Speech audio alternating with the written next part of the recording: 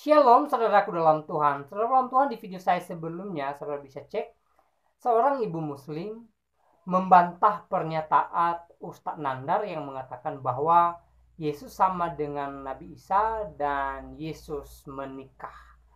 Dan di kesempatan ini seorang Ustadz mengatakan bahwa Muhammad tidak mengajarkan Al-Quran. Nah, saudara dalam Tuhan, langsung saja kita melihat cuplikan videonya terlebih dahulu. Ditanya apa yang kau ingat dalam suratmu? Gak ngerti. Lalu kenapa kau lakoni? Kamu mau baca Quran ya, tapi kan gak ngerti sini, gak tahu caranya. Kenapa kau lakoni? Nabi Muhammad ya tidak mengajarkan kitab ini, ya Pak? Ayo, ini berbeda lagi ya. Nabi Muhammad tidak pernah mengajarkan kitab ini ya. Ini mushaf Quran ya. Kalau Nabi Muhammad mengajarkan kitab mushaf, sudah pasti sudah dimusafkan zaman Nabi, betul nggak? Enggak kok. Kalau Nabi Muhammad mengajarkan kitab mushaf, pasti membuat pesantren ini enggak? Untuk sekolah, untuk mempelajari, membedah kitab mushaf. Enggak kok. Sayyidina Abu Bakar juga enggak. Sayyidina Umar juga enggak. Baru dimusafkan, dikitabkan di zaman Sayyidina Utsman, betul ya? Ini itu bid'ah. Ayo oke. Ini itu bid'ah, tapi bid'ah hasanah ya, karena zaman itu kondisinya mengharuskan kitab harus dimusafkan, dikitabkan ya, Quran dikitabkan ya. Tapi betul apa enggak? Nabi Muhammad tidak mengajarkan kitab mushaf. Yang mengajarkan kitab apa itu? Kitab Qadim. Lewat apa? Metodologi. Ini yang orang lain nggak tahu ya. Lah kamu tiba-tiba ujuk-ujuk bersyariat agama, yang nyuruh terus siapa? Ya? Aduh, ini sudah salah kaprah ya. Kamu tunggang-tunggi sholat itu buat apa? Oh, kalau nggak ngerti yang kau sembah kan? Makanya saya kan gampang itu tanya di publik ya. Apa yang kau saksikan dalam syahadatmu? Itu aja kamu nggak bisa jawab kok. Lu kan itu harus clear dulu tuh syahadatnya nggak? Ada Allah yang kau lihat, ya wujudnya dong. Allah yang di dunia ya. Ini aja kelengar gak? Ulama-ulama kayak Ustadz itu kelengar dengan pertanyaan menggelitik ya, seksi ya dari Ustadz TM ya. Dan mereka tentu gak bisa jawab.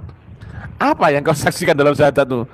Bunyi syahadat itu berkhayal, berangan-angan, berucap apa bersaksi? Bersaksi. Harusnya berarti apa? Ada yang saksikan dong. Ya apa enggak?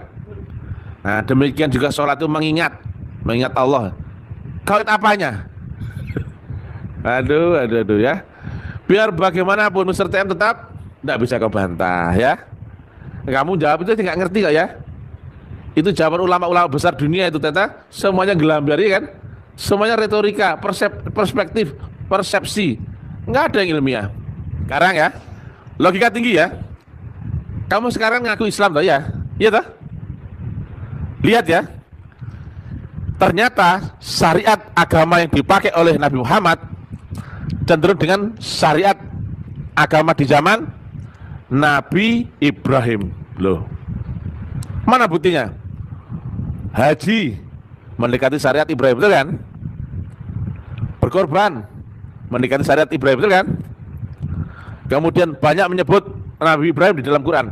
Kenapa nggak menyebut Nabi Isa, Nabi Musa? Pada jaraknya Nabi Muhammad dan Nabi Ibrahim itu terpaut kira-kira 14 kerasulan loh ya.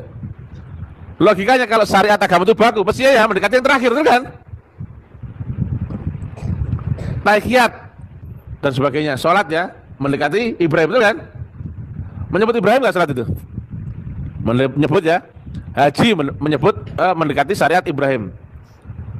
Ternyata Islam ini cenderung dekat dengan syariatnya Nabi Ibrahim. Loh, bukan mendekati syariat Nabi Musa, Nabi Isa, bukan.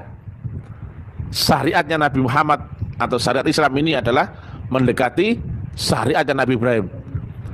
Berarti syariat itu baku nggak? Nggak baku syariat itu ya, nggak baku ya. Nah, itulah ya, ngeri ya. Jadi Nabi Muhammad itu dulu nggak beragama, gitu? Ya enggak loh? Awalnya kan nggak beragama toh, tapi lewat metodologi. Nggak ada cerita Nabi Muhammad sembahyang cara Nasrani, nggak ada toh? Sembahyang cara Yahudi ada nggak? Beragama Nasrani Yahudi ada nggak? Nggak ada ya. Tapi lewat metodologi, kemudian makrifat baru berbuah syariat agama. Nah kalau kamu cuma meniru syariat agama, nggak lewat proses metodologi, itu namanya meniru kulit. Isinya nggak ada, ya, dagingnya nggak ada, ya. Jadi itu kekeliruan fatal, ya. Makanya, ayo kita tinggalkan syariat agama, ya, ya, siap, siap, ya. Ayo kita tinggalkan syariat agama, ya. Kita lewati metodologi, ya. Nah, nanti barulah kita berbuah syariat agama, ya. Kalau kamu bersyariat agama tanpa lewat kenal Allah, gimana ceritanya? Agamamu tanpa Allah kira-kira bagaimana? Makanya orang sekarang ya beragama, yang ada beragama tapi nggak kenal Allah. Ditanya apa aja tentang Allah nggak ngerti. Ketemu Allah di mana? Loh, kok gitu pertanyaannya? Kamu tahu sifat wujudnya Allah? Nggak tahu. Kamu sudah mi'raj? Nggak tahu. Kamu bisa menembus akhirat? Nggak tahu. Kamu sudah ketemu Rasul zaman ini? Nggak tahu. Kamu memakai wasilah dalam ibadahmu? Nggak tahu. Semuanya nggak tahu. Di mana Siratal Mustaqim? Nggak tahu. Loh gitu kok beragama, kan aneh, ya. Jalan proses menuju agama, menuju makrifat nggak ngerti kok. Kok dia kok beribadah? Maka ibadahmu kepada Allah bukan? Ya bukan. Kamu menyembah Allah, ya. Ditanya, di mana Allah itu? Nggak tahu. Wujudnya Allah di dunia mana? Tahu nggak? Nggak tahu. Kemudian kau nyembah, gendeng nggak itu? Gendeng nggak itu? Gendeng. Orang ditanya menembak itu pasti tahu yang ditembak, ya. Kau nembak apa? Nyambe itu loh Pak, saya tembak loh. Jelas, ah? Kamu nembak apa? Burung itu loh Pak. Diam terus. Jangan ramai. Saya mau nembak burung itu loh. Jelas, ah? Kamu menyembah siapa? Nggak tahu. Pokoknya aku sholat. Jadi sama dengan menyembah apa, menembak. Kamu nembak apa? Nggak tahu. Pokoknya aku nembak. Kira-kira gendeng ya tuh? Waduh, sudah, ya. Syariat agama itu tidak wajib. Ngeri, ya. Tapi syariatnya wajib, ya. Karena hukum undang-undang badan lahiriah jasmani, ya. Nggak percaya, cek, ya, sejarah Nabi Muhammad, Nabi Isa, Nabi Musa, Nabi Nuh, Nabi Ibrahim. Tanya, apakah mereka lewat syariat agama? Tidak, ya. Ayo tinggalkan syariat agama, kita menuju metodologi agama, ya. Nanti syariat itu akan muncul dengan dirinya, syariat agama itu. Nggak usah khawatir, ya.